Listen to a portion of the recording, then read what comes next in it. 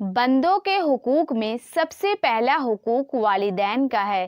سورہ البقرہ، نساء اور عنکبوت میں اللہ نے فرمایا والدین کے ساتھ اچھا سلوک کرو۔ سورہ بنی اسرائیل آیت نمبر 23 میں فرماتے ہیں کہ اگر والدین میں سے کوئی ایک یا دونوں تمہارے پاس بڑھاپے کو پہنچ جائے تو انہیں اف تک نہ کہو اور نہ ان پر جھڑکو، بلکہ ان سے عزت کے ساتھ بات کیا کرو۔ قرآن میں اللہ تعالیٰ نے والدین کے لیے خاص دعا ہمیں سکھائی ہے، اور یہ دعا ہے ربی ارحمہما کما ربیانی صغیرا۔ اے اللہ ان پر ویسے ہی رحم کر جیسے انہوں نے میری بچپن میں میری پرورش کی، اور جب اس دنیا سے وہ چلے جائیں تو ان کے لیے استغفار اور ان کے لیے دعا کیا کرو۔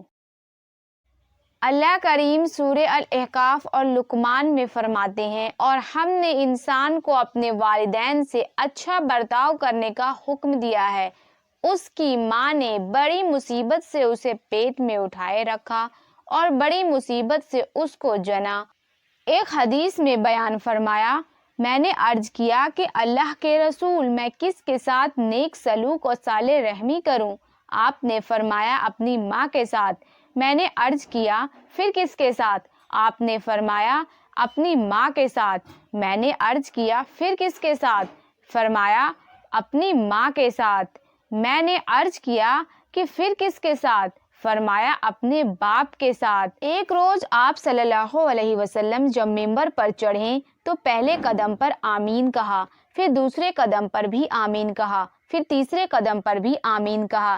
جب صحابہ رضی اللہ عنہما نے اس کی وضاحت پوچھی تو آپ نے فرمایا پہلے قدم پہ جبریل علیہ السلام نے کہا کہ لعنت ہو اس شخص پر جس نے رمضان کا مہینہ پا کر بھی اللہ کی بخشش نہ پا سکا۔ پھر آپ نے آمین کہا۔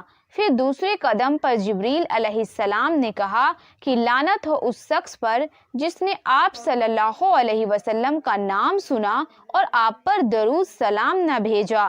پھر آپ نے آمین کہا، اور پھر تیسرے قدم پر جبریل علیہ السلام نے کہا کہ لعنت ہو اس شخص پر جس نے اپنے ماں باپ کو بوڑھی عمر میں پا کر بھی جنت حاصل نہ کر سکا، اور پھر آپ نے آمین کہا۔ اور لوگوں کے حقوق کو جاننے کے لیے فالو کیجیے مائی حقوق سیریز۔